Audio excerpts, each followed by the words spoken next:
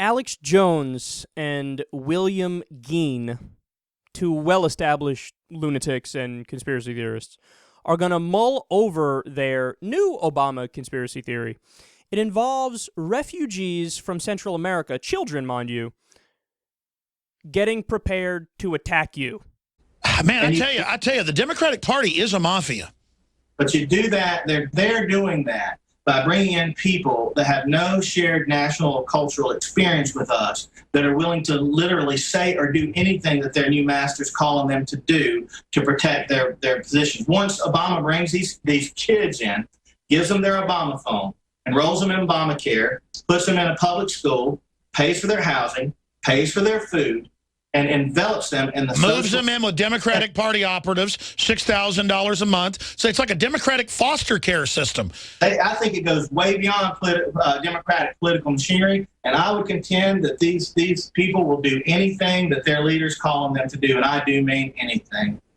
Well, they admit that MS-13, these gangs use these kids to kill people. That's now been confirmed. These people that come in, if they come to them and say, you must do this for your glorious leader, or you're going back to the jungle and you got to give the phone back and the food back and the free lodging back, they'll probably, a lot of them will make the decision to do about anything. But once again, the Constitution gives... No, that's like the African child slave soldiers. Right, exactly. You got us.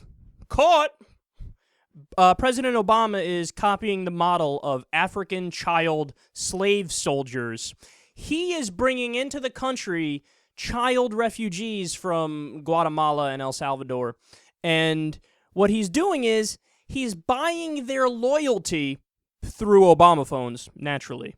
And then he's going to make them his child army that will come and confiscate your guns. The thing I love about Alex Jones is that with a lot of his conspiracy theories, they're not just stupid. They are the inception of stupid. It's stupid on top of stupid on top of stupid, or stupid within stupid within stupid. It's multiple layers. It's like 6 layers deep of made-up stuff and stupidity. So it's not that, hey, our horrible drug war and our drug policy has destroyed Central America to the point where it's literally more dangerous than Iraq at the height of the Iraq War, and these kids are just trying to save their lives, or their parents are trying to save their lives, and they're sending them into America, and they don't know what the fuck to do. It's not that, no. It's nefarious. Obama's sending buses down there, bringing in these 8-year-olds, 4-year-olds, just kids, right? Kids. And he's going to train them to... he's going to give them goods, and then they're going to do his bidding and attack conservatives and take their guns. It's so insane, man. I'm so amazed by the theories that they come up with. Like, all of that effort, you could have put that effort to anything that actually makes sense and is better, like fighting for raising the minimum wage or ending the wars overseas, instead of fucking sitting there and connecting dots like the dumb version of A Beautiful Mind. You just go crazy and you're fucking drawing shit on a board. So... what these guys do, obviously they don't know anything, but Obama phones, they're not even Obama phones. That program was started under Ronald Reagan, of all people, okay? And then it was expanded under George W. Bush, and then Obama never touched it, but because one ignorant woman in the middle of Cleveland said, I got an Obama phone, and everybody goes, oh my God, Obama's giving out free phones. He never signed a bill about it. He never spoke about it. He never did anything about it. The program existed to give low-income people phones in case of emergencies, okay? The idea that Obama's giving out those and food, for fuck's sake, they don't even know Obama is trying to fast-track deportation of these kids. If he's creating an army, he's doing a shitty job of it. He's sending them out of the country. He's the one the Democrats proposed... what was it, $3.7 billion to fast-track the deportation and do border security. But he's acting like Obama wants open borders. He tried to do border security. The Republicans slapped it down and said no. Never mind the fact that, they're coming for your guns. By the way, again, he goes on to say that's the whole purpose. They're going to get the child army to come for your guns. You fucking idiots. How many times have we gone over this? The strongest proposal from the Democrats on gun control: a universal background check, a ban on high-capacity magazines, and a ban on assault weapons. 93% of the American people want a universal background check, okay?